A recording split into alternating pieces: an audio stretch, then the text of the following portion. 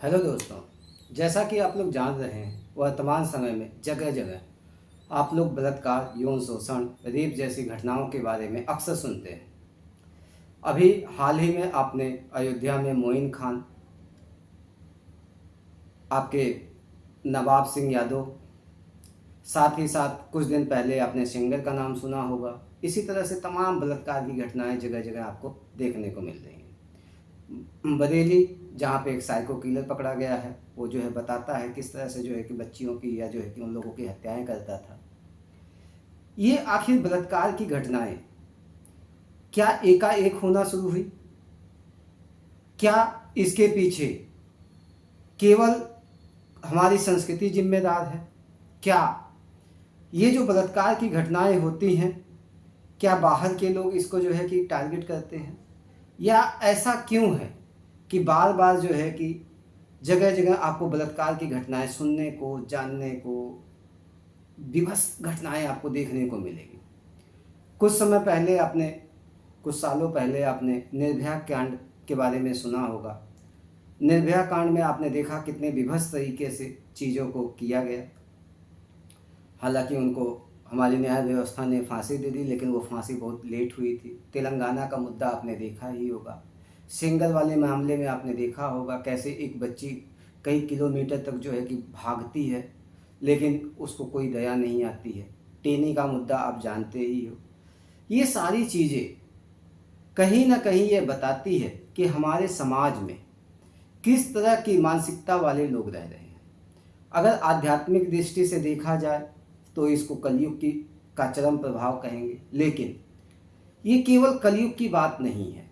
आखिर हमारा समाज, हमारी व्यवस्था, हमारी राजनीतिक व्यवस्था, हमारी सामाजिक व्यवस्था, हमारी धार्मिक व्यवस्था क्यों इन चीज़ों को रोक नहीं पा रही है? आप देखेंगे कि जगह जगह नग्नता के नाम पर प्रचार पोस्टर चिपकाए हुए मिलते हैं। किताबों में, फिल्मों में अक्सर आप लोग ये चीज़ देखते होंगे कि अक्सर बलात्कार की घटनाओं को इतना हाई करके दिखाया जाता है कि ये जो इस मानसिकता के लोग होते हैं उनके एक नया तरीका पता चलता है कि किस प्रकार से बलात्कार किया जाए, किस प्रकार से रेप की घटनाओं को अंजाम दिया जाए। साथ ही साथ आप लोग ये देखते होंगे कि अक्सर बलात्कार करने वाला, रेप करने वाला आसपास का ही कोई व्यक्ति होगा। वो आपका रिश्तेदार हो सकता है, वो आपका कोई सगा संबंधी हो सकता है, क्योंकि वो जानता है कि इन बच्चियों की कमजोरी क्या है। पैसों के लालच में, चॉकलेट के लालच में, कुछ खिलाने पिलाने के लालच में, कपड़ों के लालच में अक्सर आप लोग जो है देखते होंगे कि इन बच्चियों के साथ दुष्कर्म किया जाता है। कुछ समय पहले, अभी मात्र 4-5 दिन पहले की बात बताऊं, ओ आर्यन आप लोग जो है सुन रहे होंगे, ओल्ड राजेंद्र नगर की जो घटनाएं हुई, उसमें भी कुछ चीज़ें सामने आई कि किस प्रकार वहाँ के प्रॉपर्टी डीलर वहाँ की बच्चियों के साथ, जो तैयारी करने वाली लड़कियाँ हैं, उनके साथ इस तरह का जो है मिसबिहेव करते हैं।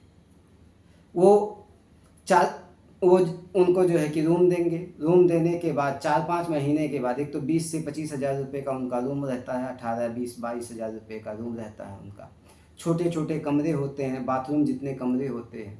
उसके बाद क्या होता है कि लड़कियों को ही वो टारगेट करते हैं।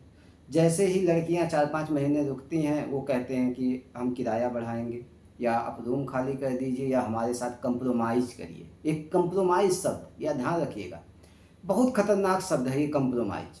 लड़कियों की मानसिकता से खेलने के लिए वो क्या करेंगे, कहेंगे हमारे साथ कंप्रोमाइज करें। लड़कियां क्योंकि बहुत सॉफ्ट हार्टेड होती हैं, उनको ये समझ में नहीं आता है हम करें क्या, रूम खाली करें या इनके साथ कंप्रोमाइज़ करें। जो लड़कियां कंप्रोमाइज़ नहीं करती हैं वो वहाँ से निकल जाती हैं। और कुछ लड़कियां ऐसी होती हैं जो समाज के डर से, घर के डर से, या जो है कि पैसा उनके पास नहीं हो पाता है, वो उनके चंगुल में फंस जाती हैं। और जैसे ही वो चंगुल में उनके फंसेंगी, फंसने के बाद क्या है, वो प्रॉपर्टी डीलर, यहाँ तक सुनने में आया था कि वो उनके वीडियो बना लेते हैं। वीडियो बनाने के बाद उनको ब्लैकमेल करते हैं। तमाम तरह की घटनाएं आपको आए दिन ऐसी सुनाई देती हैं। तो ये हो क्यों रहा है? ये इतनी गंदी मानसिकता के लोग हमारे समाज में आखिर रह कैसे रहे हैं? एक तो हम अपनी बच्चियों को ना तो झांसी की रानी बना पा रहे हैं, ना दुर्गाबाई बना पा रहे हैं, ना ही हम जो है कि वैसी शिक्षा दे पा रहे हैं उनको कि वो विदुषी महिलाएं जो है बन पाएँ, ना ही हम उनको इस तरह का वो बना पा रहे हैं कि वो कैकेयी जैसी दशरथ के साथ लड़ने वाली जो है महिला बन सके। आप देखेंगे कि हमने बच्चियों को केवल और केवल इस तरह से पाला है, इन बच्चियों को, कि वो बच्चियां किसी ना किसी का शिकार हो जाती हैं।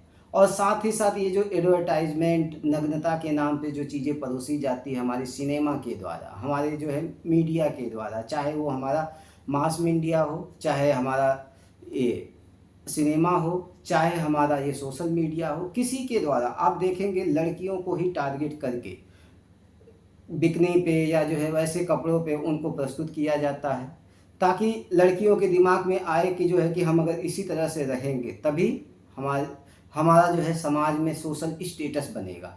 हम जो है कि इस तरह से कपड़े, छोटे कपड़े पहनेंगे या ऐसी चीज़ें रहेंगे तभी हमारे साथ जो है अच्छी चीज़ें हो पाएंगे, हम जो है कि दिखावे की दुनिया में रह पाएंगे।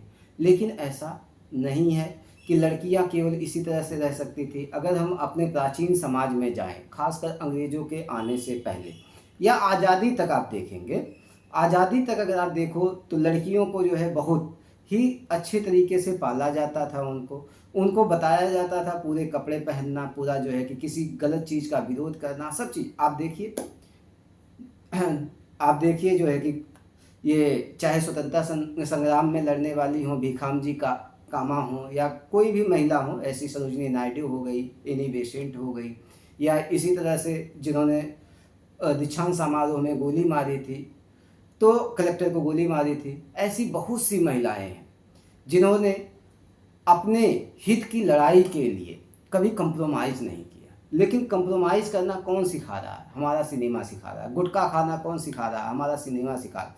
बलात्कार करने के नए नए तरीके कौन सिखा रहा है? हमारा सिनेमा सिखा रहा है। लोगों की हत्याएं करने का नया नया तरीका कौन सिखा रहा है? हमारा सिनेमा सिखा रहा है। अब सिनेमा में वो बात नहीं रह गई है कि वहाँ पे संस्कार सीखे जाए।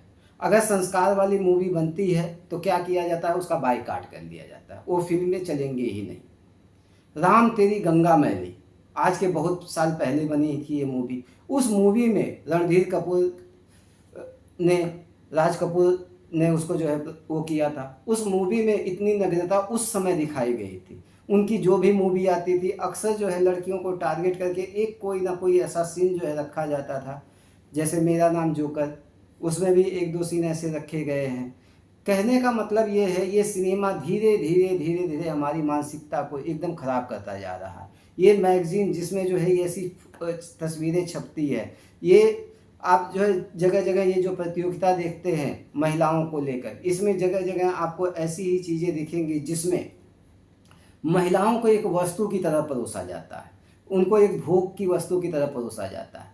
और यही वजह है कि बच्चा, छोटा छोटा बच्चा अगर इन चीज़ को देखता है, पोर्न साइट्स हो गई, छोटा छोटा बच्चा अगर इन चीज़ों को देखता है तो उसके मन में कहीं ना कहीं ये चीज़ें बैठ जाती है कि हमें भी ऐसा करना। और ख़ासकर अगर वो क्राइम वाला मानसिकता वाला बच्चा है तो और ज़्यादा चीज़ें हो।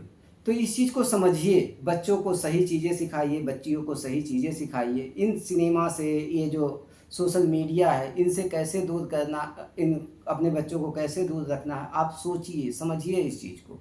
नहीं तो आने वाले समय में ये घटनाएं आपके घर में भी हो सकती है। आप ये मत देखिए कि पड़ोसी के घर में ऐसी घटना हुई है या कहीं पे ऐसा हुआ है। वो केवल न्यूज़ का विषय नहीं है आपके लिए, वो केवल न्यूज़ का विषय नहीं है, वो आपके सोचने समझने का विषय है। आपको ये जानना होगा कि किस तरह से जो है ऐसी घटनाएं होती हैं। तो अगर आप लोग इस चीज़ को नहीं समझोगे, नहीं संभलोगे आज, तो कल कभी ना कभी आपके साथ भी निर्भया जैसा घटना हो सकती है। सेंगर जैसा कोई व्यक्ति आएगा आपकी बेटी के साथ बलात्कार कर सकता है। नवाब सिंह यादव जैसा कोई व्यक्ति आएगा, वो आपके बेटी के, मोइन खान जैसा कोई व्यक्ति आएगा आपके साथ करेगा। लव जिहाद जैसा जो है शब्द आज आपको सुनने को मिल रहा। क्यों? क्योंकि ऐसी ही घटनाएं आज के समाज में होती जा रही। तो इस बलात्कार की घटना को, रेप की घटना को, सेक्स स्कैंडल को आपको समझना होगा। तो आप लोग इस चीज़ को समझिए। मैं मिलता हूँ आप लोगों से अगली वीडियो में। जय हिंद दोस्तों।